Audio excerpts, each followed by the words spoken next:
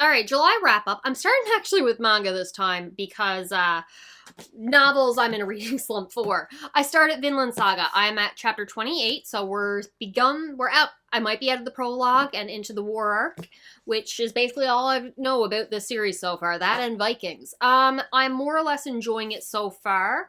Ashgalad is my favorite. He is a menace to society, but he's a smart, calculating, conniving, I feel like you got a plan that you're keeping from me, and ulterior motives kind of menace to society. So I'm really looking forward to continuing with this. I also recently found out that Vinland Saga started out as a shonen and became a seinen a little later on in its run. I don't think it was very much later. But that does explain why I didn't feel like it was a seinen starting off. I have completed Berserk in terms of all the chapters that are out, including the ones not in my pretty editions that you can't see. They're off camera. Hang on. They're over there. All sad to have been read already, and I'm very, very upset. So I went online, I found the ones that have not been published in a bind-up, and I read them, and now I'm sad because I have no more Berserk to read. I need more Berserk. I'm upset. I'm very upset. I love Berserk. I love it so very much. I still need a few minutes to think because I literally just finished reading the most recent chapter. I don't know how I feel with the new author taking over. Is it better? Is it worse? So I'm going to answer that. It was definitely not better. Is it to this level that has been set? I'm going with no, but I'll have more coherent thoughts when I do my final Berserk video in terms of the series. I still need to rank everything and talk about the wonderful characters. I'm on chapter 95 of Goodnight PunPun. Still very much enjoying it. I do think I like the beginning of this manga series more than the later halves that I'm currently into now. But the psychological, the horror, the modern day, the art style, I'm still very much invested. And if I had the free time, I probably would try to binge the rest of this now. But zero free time. My boss at work is about to go on vacation, and I need to cover more shifts. So I might be working 7 days a week soon. I don't know. That's a bad idea. I can do 6. I also started Smoking Behind the Supermarket with You. Did I pick this up just because the title? Yes, I did. Is it good? Not overly, not really, but I'm gonna probably keep reading it. It's basically a businessman who is too old to have a crush on a 20-ish-year-old supermarket employee, so he keeps going to the supermarket to see her, and he's very, very respectful. He doesn't want to make her uncomfortable, no big deal. He just likes her and appreciates having someone to smile at him, and it's his one little bright spot in his day when he's having a hard time. So he likes to go to the supermarket, get checked out by her in terms of groceries, and leave. But then he wanted to smoke, and it was very busy. He couldn't find an area where he could smoke, and someone calls him over behind the supermarket. It's the employees only area for the supermarket that he likes to go to. And this more rough around the edges kind of girl, different vibe to her, calls him in for a smoke. The man is a little bit of an idiot. I'm going to leave the twist alone because I have not read the synopsis of this manga. I only read the title before starting, so I don't know if who she is supposed to be a surprise. It's not, because you find out about it very, very quickly, and it's very, very obvious just beforehand. I'm, of course, current with One Piece. Chapter 1156 is currently out. Adore it, as always. I have nothing more to say there. And I realized that Mr. Villain's Day Off continued without my knowledge. I figured it was on hiatus. So I'm at chapter 81 of that, and I need more, because Mr. Villain's Day Off is just serotonin or dopamine or both directly to my veins. It is adorable. I've pitched it 1,000 times as evil villain bent on conquering the world with his evil organization that he's the boss of. On his day off, is obsessed with pandas, loves sweets, and just general vibes. If he runs across the superhero Power Rangers that sometimes cross his path during his day off, he goes, nope, it is my day off. We will deal with this on Monday. Goodbye. Leave me alone. And he just, the perfect work-life balance. It's wonderful. We get a little bit more with his coworkers now. They spend an entire chapter trying to open, I think it was a package of soy sauce or some kind of condiment that they couldn't open until one realizes that they have scissors, but the other ones were trying to open it and just kept stretching the plastic instead of tearing. I love this series. It's wonderful. It's a delight. Anime, I am only 4 episodes into Code Geass. I hate everybody who's ever recommended this to me. By God, I hate this show. Am I really only 4 episodes in? That can't be right. I have to have been suffering longer than this. Hang on. Check Crunchyroll. Maybe I didn't update my anime list. Oh, thank God. I just didn't update my anime list. I am currently on episode 16 of Code Geass, and I'm hating every second of it. Okay, originally, I thought I just wasn't going to like it because I don't like mecha. I have no issue with the giant robots right now. They're the least problematic, and that's not problematic, part of the series that I dislike. They're my least of my amount of issues. Granted, I don't like any of the fights. I'm uninterested in lasers and big robots. I have zero interest. But that's not my issue. My issue is the dialogue. Whether I'm in Japanese or English, sub and dub, it doesn't matter. This Lelouch guy currently is a bratty idiot child. And I started this because I was told back in like high school, oh, you love Death Note, you gotta watch Code Geass. And I swear to God, I hate, my biggest pet peeve, this is a personal issue, I don't like when the writing is to establish a smart character, he's really good at chess. I feel like that's lazy writing. If you're good at chess, you must be smart, and you don't need to prove that you're smart in any other way. And that's really how they set up Lelouch's character. Because eventually, like, first he wins a bunch of chess games, and then he's in one of the nightmare frames going, yeah, you go to A4, B12, whatever, attack, move forward, like as if it's a chess match that he's playing. But there's no real strategy in the dialogue. We're not, I mean, sure, it's a little bit, okay, I'm going to lure them into a trap, I can predict their movements, fine. It's not very interesting. It's not all that impressive. And he goes up against one of the other nightmare frame leaders, princesses, and it's like, I can't beat her. Fall back, retreat, and he's only losing because people aren't following his orders. And then the audacity, because are you kidding me? I'm going to spoil something for somewhere between chapter 1 and 16. I don't know when it was. Yeah, the real smart, brilliant, technical thing that he did to get one up on her is he made a volcano, or no, sorry, it was an earthquake slide, whatever, earth slide down the mountain. Yes, landslide is the word I was looking for. I can't think when I'm angry, okay? Yeah, that was really brilliant. Only a genius could come up with the idea of, what if we had knocked a bunch of big rocks down on them to decimate a bit some of their forces. They won't suspect that. That is just brilliant. No way anyone could come up with that idea. I like Death Note for Light's ability to predict how others will respond. How if he puts them in this situation, he knows this is the method that they will take, the actions that they will do, the manipulation, the understanding of how a human will react.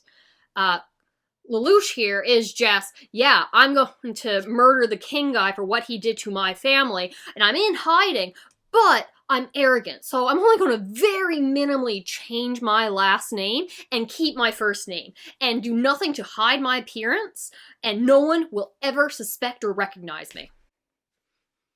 This is who I'm following. Plus, we have time in his dumb school. I was not ready to address my hatred of a school setting. I was not ready to do this in my reluctantly watching animes with tropes that I despise kind of series that I want to start.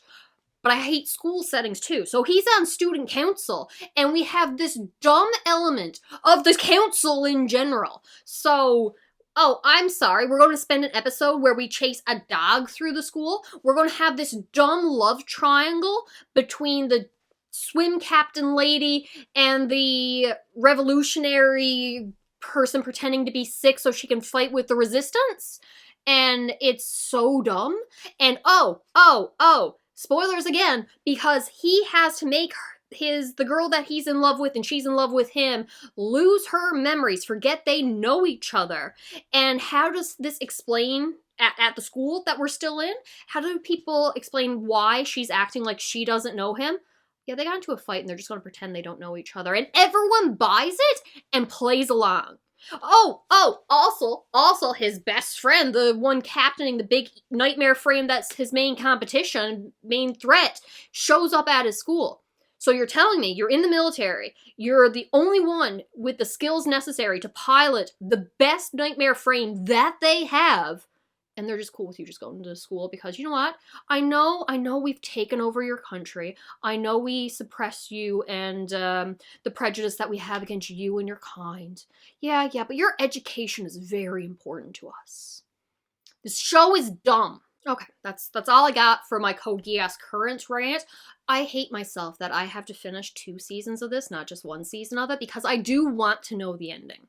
Because I've been told that the ending is brilliant. And right now, I don't believe you, but I do want to finish it. So, I was waiting for the Lord of Mysteries and the Summer Hikaru died. Hikaru, something like that. Just to get a few more episodes out so I could binge them, because I don't think I could handle watching a single episode at a time. And I do think enough has been published for me to start watching that again now, so I'll start there. And I finished Takopi, I believe it is, Original Sin. Delightful. Adorable. Trauma. There's a spoiler-free review on it here. I love it. I love it so much. It's my absolute favorite thing, is a cute, innocent little story of childhood and wonder, and I don't like coming of age, but I like it in this sense, where you expect one thing, and then all of a sudden, psychological horror, body horror, blood and guts, like, just turns into horror and trauma. Love it. So a lot of focus on bullying, self-harm, and bad times, but I love it, especially the ending. Yeah, no, it's good. I recommend.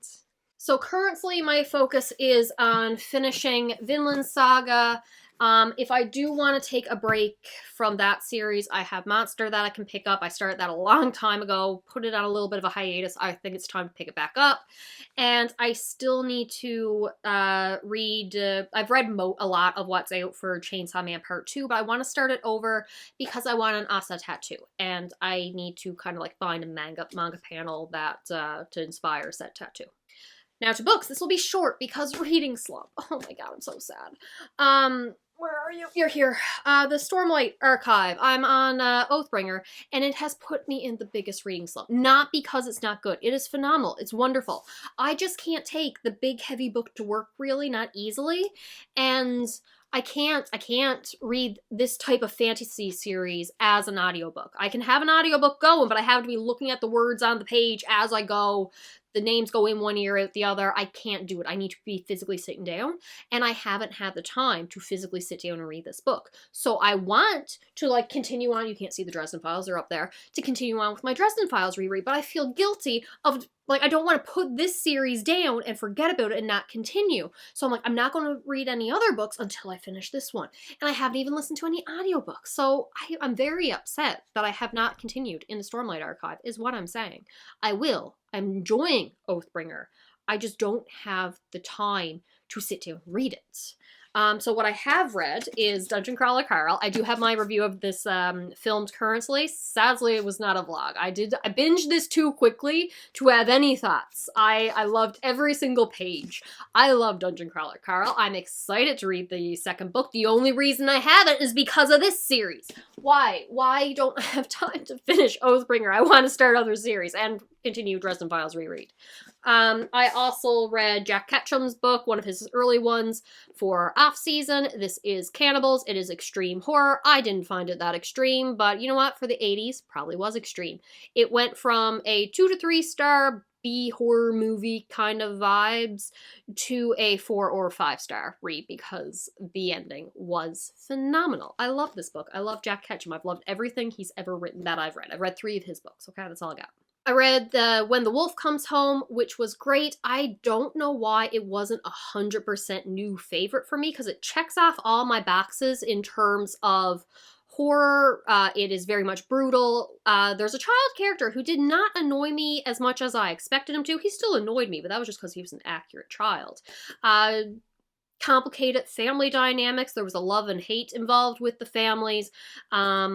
I can't give away the twist of it because it happens so early on, but it has a sense of humor to it. It is child whimsy combined with horror, which I've established I love.